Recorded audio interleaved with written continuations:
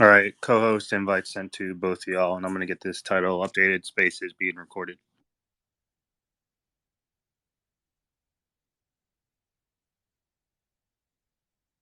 Hey, Scott, while I get the title updated, can you go ahead and find one of our recent tweets and get it pinned? Yeah, no problem.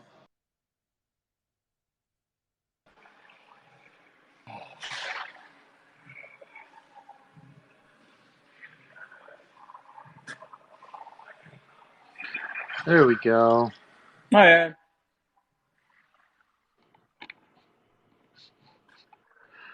Oh, man. What a morning. What a morning.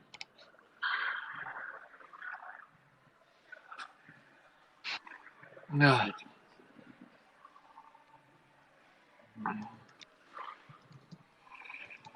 So this is like the second week in a row, right, where we had a space scheduled.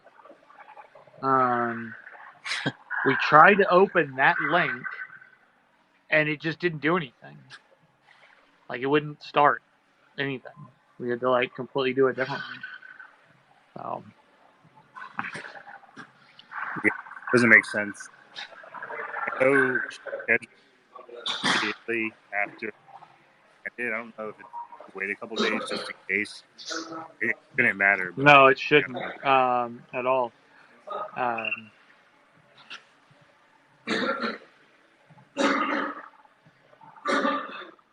So we'll make this one quick today.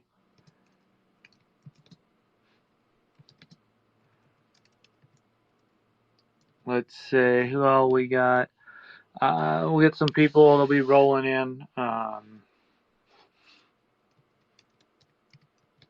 just posted in the announcement channel. I'm gonna throw it in the main chat now. Gotcha. I may bring back the Telegram chat. Seems like people really like those. I'll see if maybe there's a way that we can. I don't know what the word is. Like cross post, if you will, or cross do it, so I can do a space and talk on Telegram at the same time. So, but anyways, we'll give it a couple more minutes. We will roll in since we had to start a new one, and everyone that had the other one marked, now is probably confused if they were anticipating getting notified of it happening. So, but anyways, we'll give it just a couple of minutes. We have done a whole lot in the last week. If you haven't been paying attention to the change log on the app, you can see just how much on the app is happening. So, and it's a lot, right?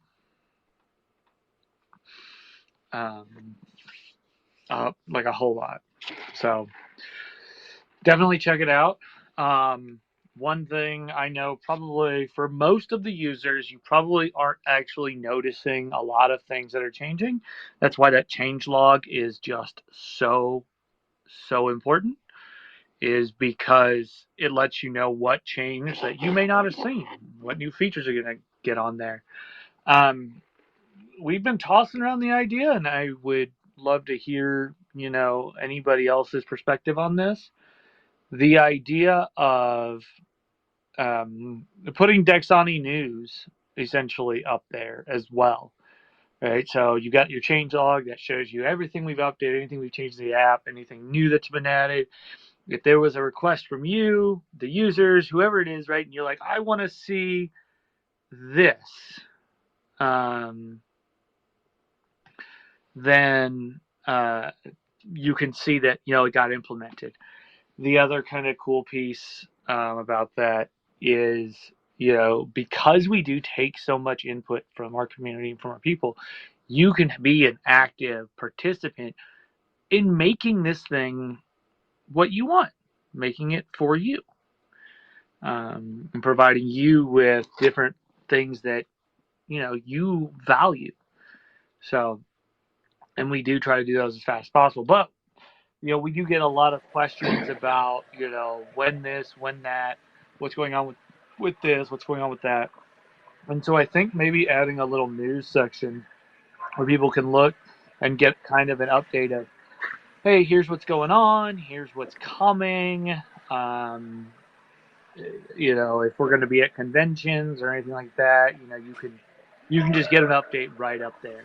So I know we've gotten really good feedback on the change log, so people can see everything that's getting added, updated, and changed. So it looks And like just for a little reference for everyone, Mad, just for some times where we've used community members' input, the little mining guy that you see after every transaction that tells you it's complete, that actually came from a community member. And we've had a lot of updates in the security log that have been certain things that people have caught that have really helped to fine tune it. Like we've talked about before, more eyes is always better. it is. I can't catch every edge case and every little thing, and a lot of times I don't know what everyone wants to look at or what they want to see. I know there are things on there that people don't want to see, and the whole thing is you don't have to use those, right? But the nice thing is that you can participate in this.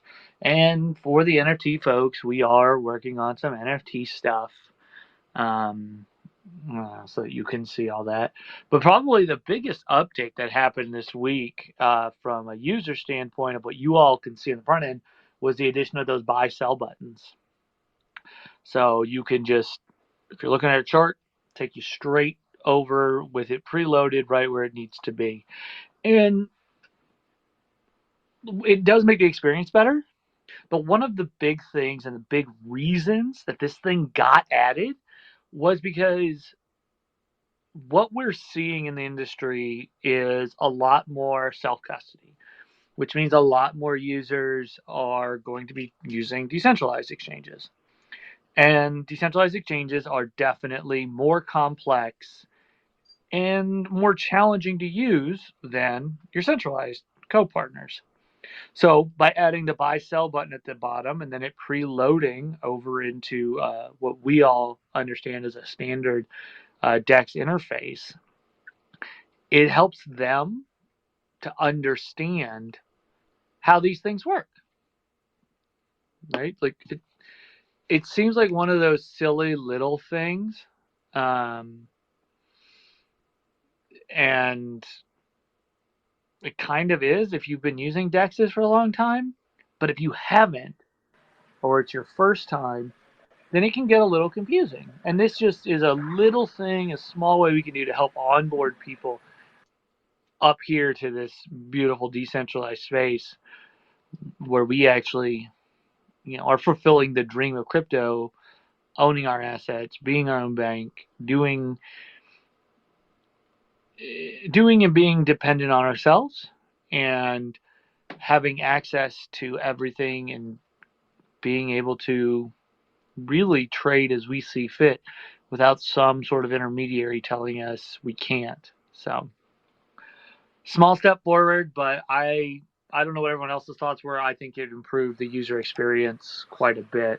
It was it was definitely one of those things that at first you're kind of like, I don't know if I like it. And then the first time you go to use it, it makes it very, very accessible and very easy.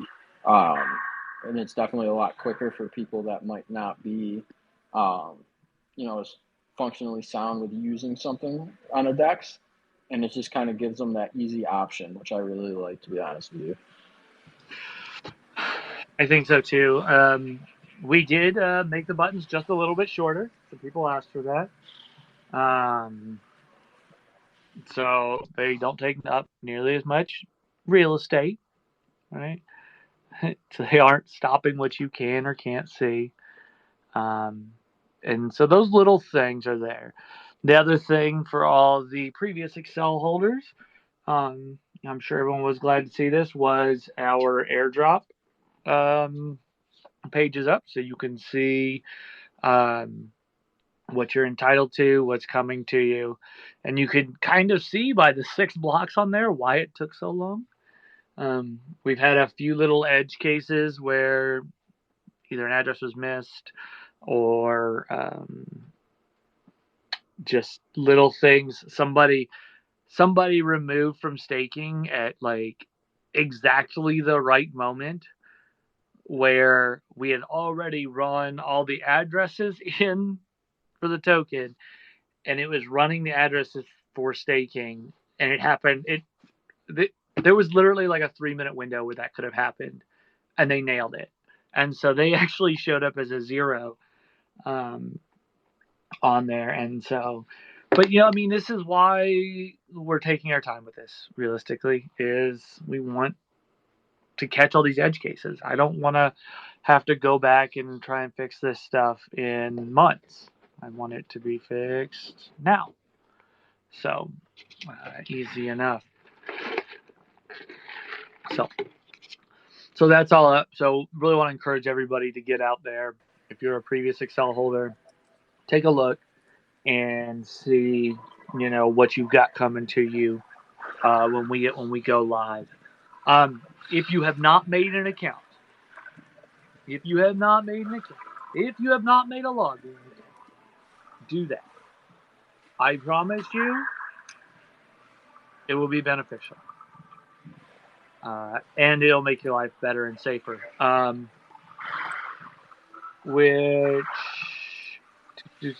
Speaking of which, I think we just pushed it. Let me double check. I know it's hit the back end on the dev side.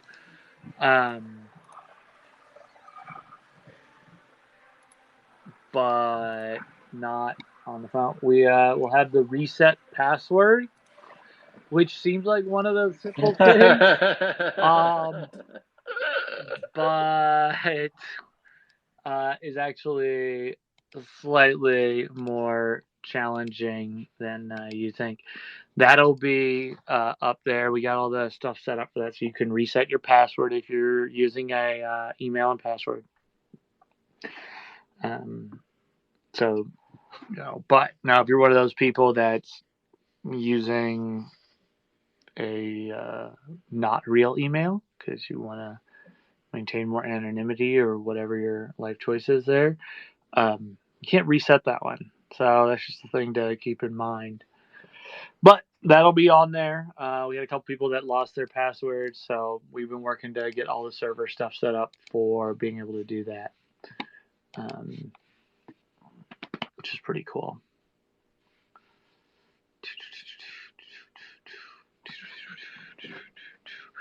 If you have favorites that you put in and you saved, please unfavorite and then refavorite them. We updated our database system, and in order to get it to send you guys a full update without just us deleting all of your favorites, that's what'll have to happen. So it'll add a lot more pertinent information on our back end that we can then show to you and aggregate for you as well.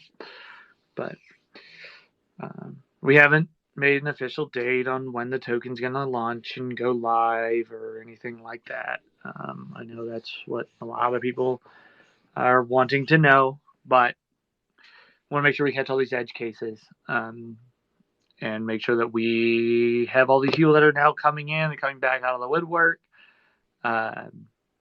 Make sure they're taken care of, right? Like our holders are all very important. If you aren't in the Telegram chat, you probably wouldn't know that. I get, let's see, what's the right way to put this? What do you guys think? Protective? Yeah, that's a good word. I get a little protective of our holders. So I want to make sure I'm doing as much right as I can, which means making sure that you have the proper quantities and then that I haven't missed any. And I know there's at least one person in here I know I have to go update your number because we did miss one little thing. Some tokens got stuck in the bridge, but we'll handle that and get it all updated. But I mean, look what we've been seeing, right? We've got people that had like basically almost a year ago just left crypto, gone. They're like, I'm done with this, and they're back. And they're like, okay, I've been out of crypto. What's going on with this thing? What has happened? That's very typical, by the way. Very typical. It happened in 2017, 2018.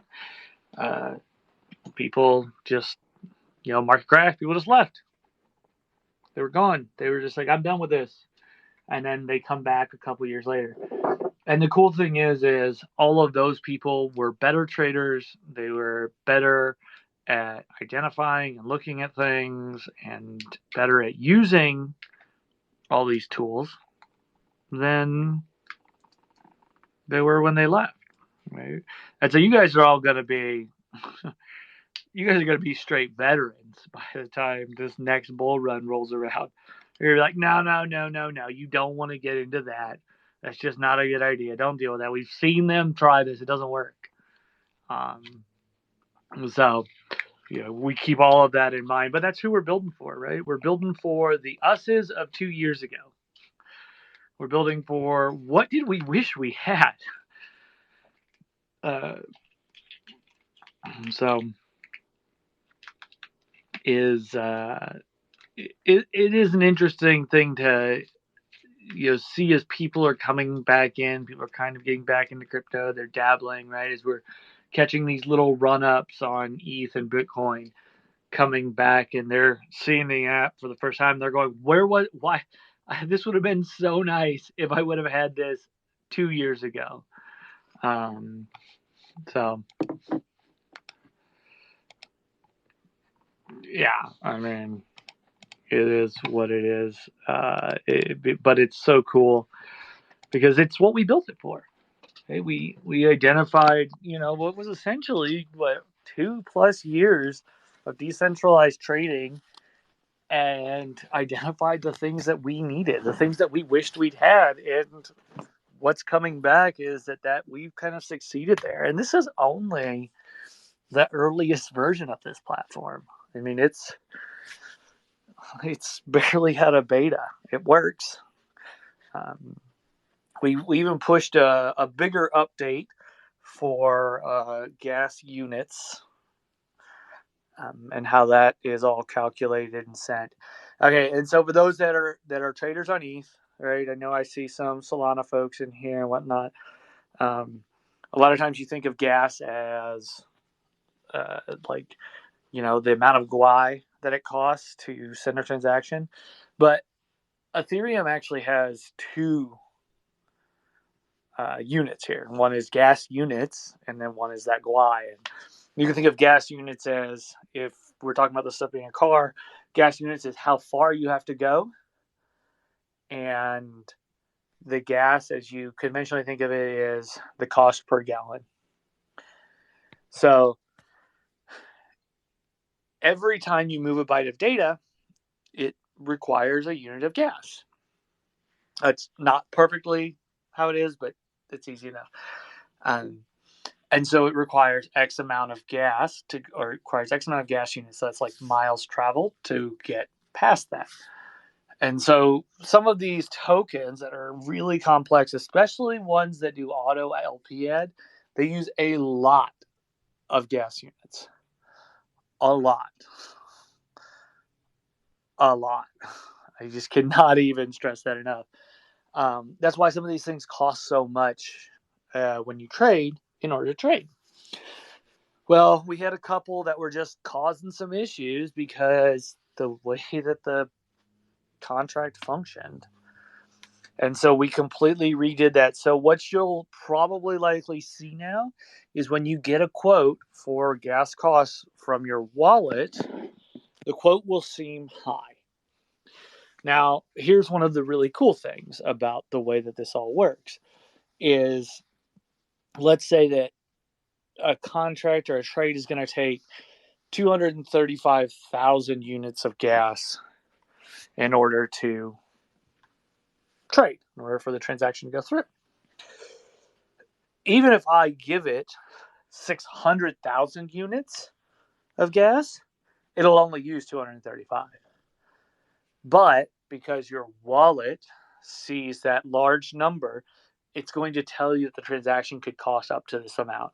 And the key there is it's up to. But when the actual cost goes through, it'll be less than that.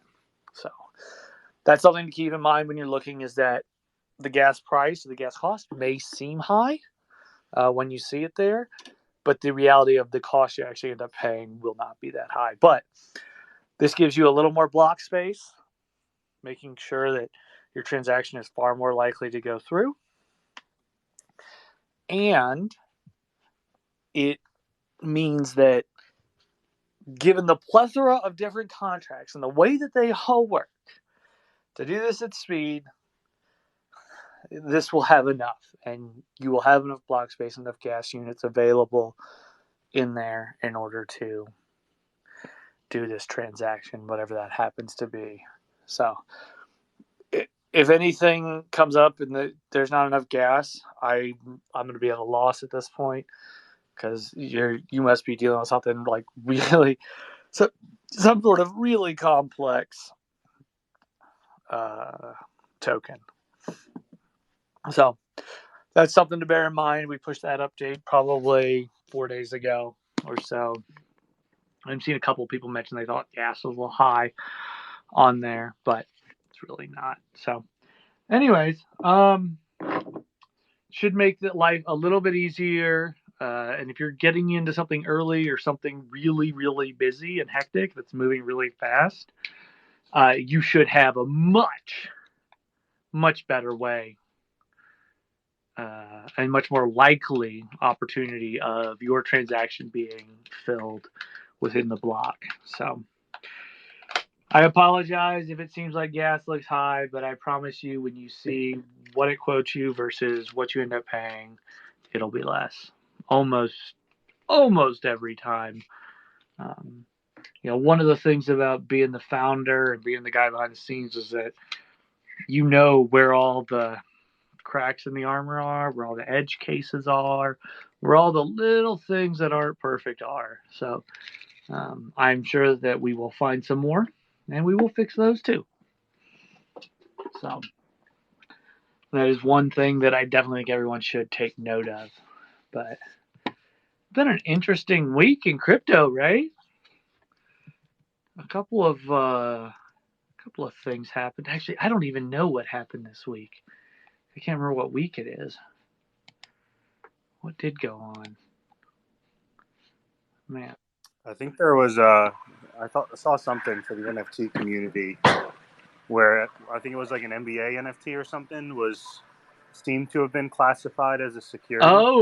Oh, that's right. So Dapper Labs and NBA Top Shot. So somebody has alleged and filed a class action suit against Dapper Labs, who's the creator of NBA Top Shot, that it's a security. And Dapper Lab, in good faith and is a good corporation, they filed a motion to dismiss. The judge said, after looking at the preponderance of evidence, we're not going to dismiss this. We're going to see this through, right? Because there is a potential possibility. Now, what's crappy about all that was it was reported by Bloomberg and a bunch of other news agencies as court rules such and such a security. But that wasn't what happened. But that was the headline. That's why, if you are following me on Twitter, you did see my little post that said, don't just read the headline, read the article. Because it caused quite a stir. It popped up in a lot of my different DAO chats and a lot of different places because people were just reading the headlines. But then once you open it up and read and looked into what the judge actually said, it was like, okay, no. The judge just said, there's a possibility here. We're going to go listen to this. We're not just going to dismiss it, which is challenging, to say the least, because it's a little scary, right? So I'm a big one that pays a lot of attention to the regulatory stuff. It could be a very, very positive thing, because if it is deemed not a security, that means that there will be a written reason why it wasn't, which sets precedence, which is important. If it is deemed a security, though, it goes the other direction. Now, I don't know how in the hell you can call it a security. So it is wild because it doesn't know what NBA Top Shots is. They're basically digital trading cards, but they're videos. They're kind of neat. Dapper Labs does a really, really good job with that. And that runs on the Flow blockchain, which is pretty cool. Well, it's cool now. It didn't used to be cool. In that same note, though, Dapper Labs just laid off 20% of its workforce. Another 20% of its workforce. Which, so did Polygon. So that's a little scary.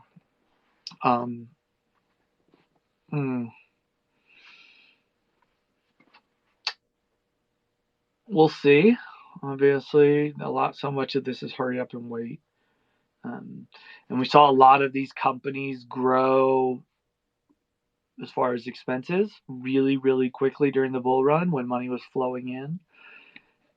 And now they're running a little bit out of money. They're getting lower, and so they're trimming the fat. They're sucking it in to try and weather this storm like so many are. And blockchains aren't they're not immune from this. And neither is the almighty Dapper Labs, apparently. It's kind of crazy. So,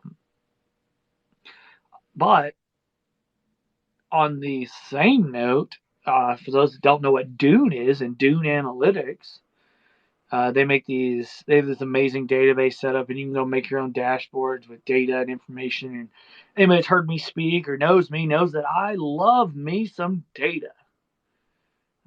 They just raised a Series B round, and in true Dune Analytics manner, they're completely degenerates. And the funniest part was they raised $69,420,000 in their Series B,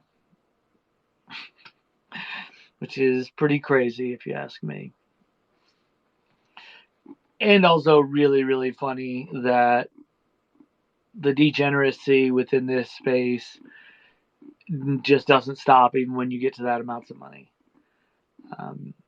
Was in a relatively heated argument with somebody not too long ago, and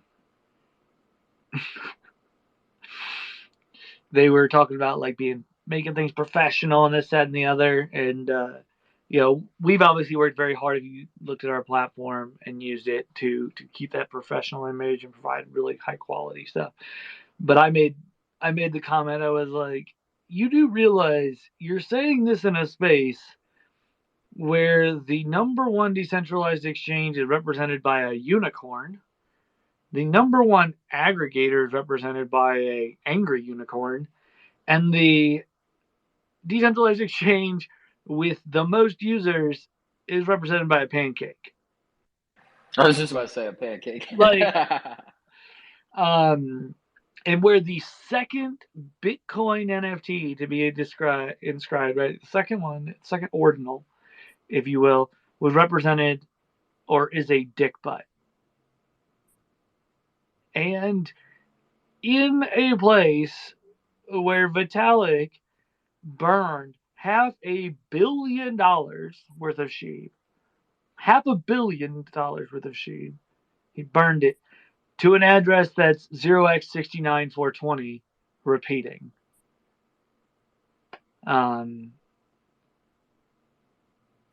Crypto should be fun. It really should. And I think a lot of these people are they're holding on to that. What that means for the industry in the long run, I don't know. But I kind of love it. I love the silliness of it. I love that it can be insanely professional and clean and polished and still hidden behind the scenes or in little things here and there. There are these little clues and hints to that degeneracy, all the way up to the point where instead of raising $70 million, you raised 69 for 20. Like, that's hilarious. It really is. It's 69. And it just goes to show you how it goes to show you they're humans though too. Mm-hmm. You know what I mean? Which is kind of a nice thing to see. As silly as it sounds, like it gives a real human aspect to it. I think And people in this space like that stuff. That's very true, right? Like, I don't think that there's another technology space or emergency technology space where you talk to, hear from, and see more founders ever. I don't think that's ever been a thing that I can think of.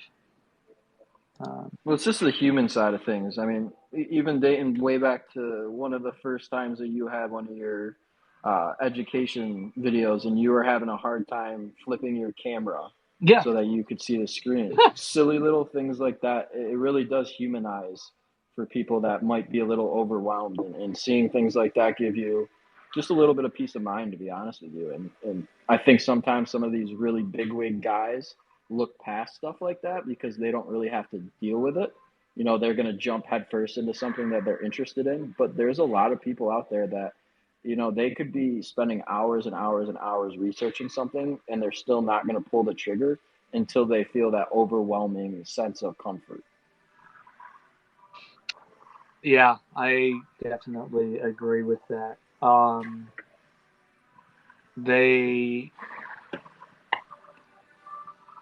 think that's a societal thing too. You look at like YouTube, right? I mean, we love YouTube because so much of it they're just people, right? Making a video, right? These are humans with a dream or just humans that want to show something off. And how many of them, have we watched from, essentially grow up, if you will, on camera? Yeah, you look at like Linus Tech Tip, right? Like his early stuff, man. Same with MKB. Whoa. And if you're a car guy, Mighty Car Mods early on. Actually, Doc of Fords is in here now. He and I were chatting because he's got that GT40 in his profile picture, and I vaguely recognized it, and it was funny. Stradman is a YouTuber I've been watching for a decade now. He bought that car, but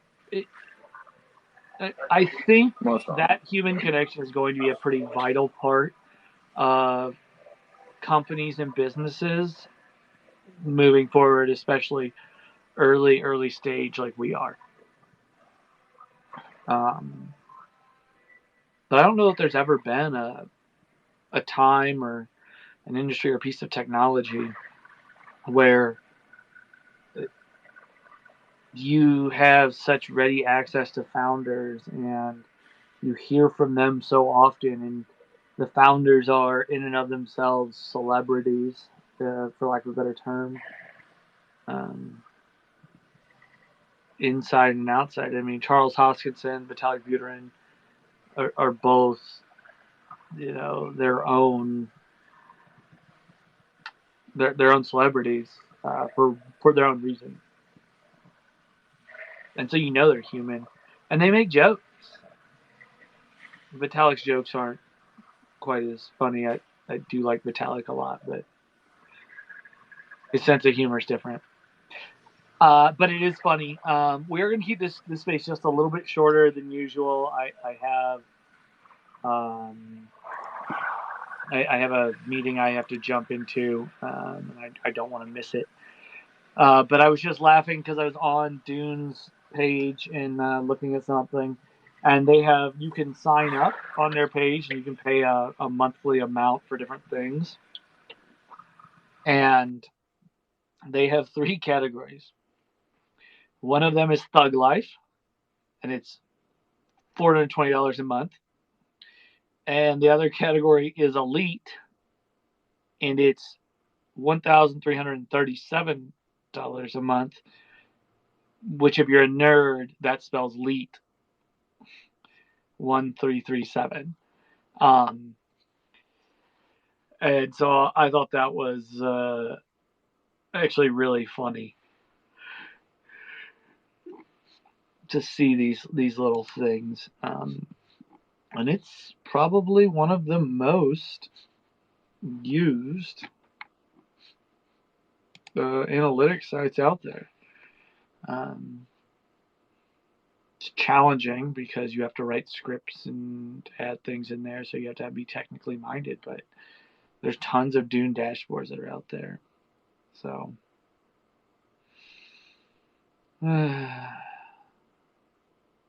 it's hard, though. It's a hard industry right now, but we gonna make it. We gotta make things a little easier, make your life just that tiny bit easier, make your workflow just that little bit easier. And y'all are gonna be here. And y'all are gonna get to see the product grow, develop, be a part of the development in and of itself, via feedback. So I appreciate you all immensely. If you are not following, our speakers up here, Sat, Vok, and Snubro, we got to figure out how to get you up here on your own profile. Please do. These guys are all great. If you're not following Spino Dino, you should also be following him. He's been posting up a bunch of these security reports for different projects that are running across, and they've been getting some pretty good traction. They've been looking good, and it really gives a good example of what is capable on here as we continue to roll through this. We had one that we ran through just the other day, and their top holder had been associated with launching honeypots, and it was right there. I'll probably make a post about it and get it up there so that everyone can see. But when we looked at it, and I went back to double check the verification. The honeypots they launched, one was launched 7 months ago, and the second one was launched almost 503 days ago, so just over 18 months ago. But that's how far. I mean, we're looking back, we're looking hard through all this stuff to try and keep you safe. If your top holder is involved in this stuff, right, and you're a project owner, you have some hard decisions that you need to make, and probably some things that you need to talk about with your community. And if you're in one of those projects, you need to ask yourself how someone or some address that has had or been involved in one of these things, how did they get that much? How did they get up that high in those holders list? Was there some sort of inside information that happened and your team is working with them, or is this just somebody that's just sniping everything out of the planet and got lucky? But if you're a founder, that's a thing that you need to look at, and a decision that you got to make as project owners and product owners of is this somebody that needs blacklisted? Is this somebody that just you need them to exit? Like, what are you going to do about this? And I think that was kind of something important you said, Matt, is, these projects should really have a pretty good idea of at least their top 50 holders, if not the top 100. And not that they need to know what's going on exactly with these wallets, but catching things like that is going to be a real important part as we move forward, as people are trying to break out of some of these stigmas. So, you got to remember, if you're investing in a project that's supposed to be creating, tech, but they're not even taking the time to, backlog the people that are already involved, that should be a little bit of a red flag to you, at least to do your own research. And it used to be a really challenging thing to do. You had to pull together a bunch of these databases, and you'd have to run everything through there. Well, we've made it real easy for you, right? We'll scan those top 50.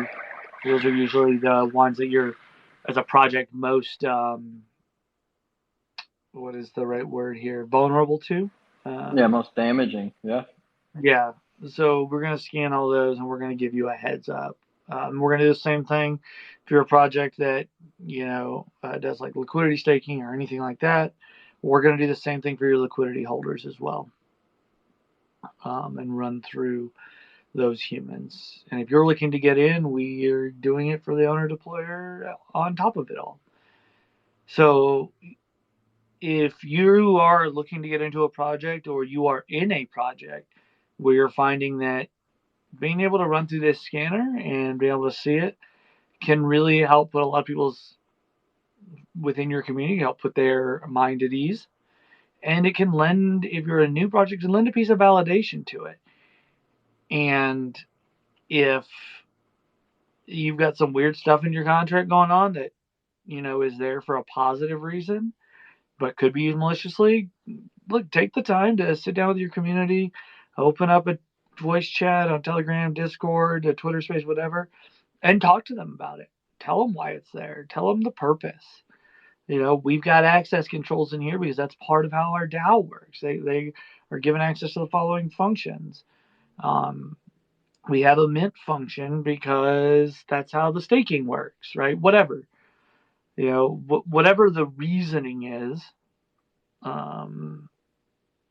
you should sit down with your community and take that opportunity to enlighten them and let them know that you did this because you were thinking ahead, because you wanted to protect them. You wanted to do it for their own good. So, anyways, next week I will be in Denver, going to Eat Denver with Riley and I. We'll both be there. We have several events and side events that we will be at. So if you're in the Denver area, shoot me a DM. Let me know. I am more than happy to get you into some of these, and you can or come with me, or we can get a drink or whatever together. I always love meeting up with holders and getting really the time to sit down and talk to them, and getting that face-to-face moments for them to really tell me what they think, good, bad, ugly, positive, negative, etc. And my opportunity to really explain, in a little bit more in depth, some of the decision-making processes that go on, and most importantly, the why some things are decided on, and the why for some of these decisions. Stuff that takes a long time. So,